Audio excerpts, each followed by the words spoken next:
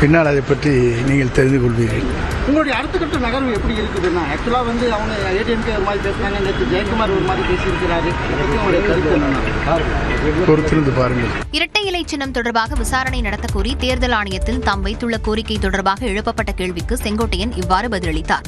கோவை விமான நிலையத்தில் செங்கோட்டையன் செய்தியாளர்களை சந்தித்தார். அப்போது தேர்தல் ஆணையத்துக்கு அனுப்பிய கடிதத்தில் முக்கிய தகவல்களை தெரிவித்திருப்பதாக கூறினார்.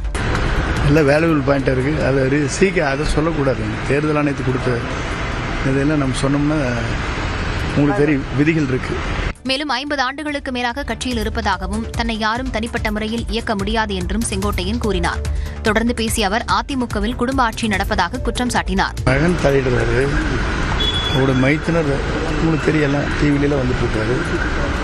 அந்த தொகுதிக்குள்ள மாவட்டத்தில் பட்டாரு, நீங்கள் மர்மம் பண்ணுறாரு.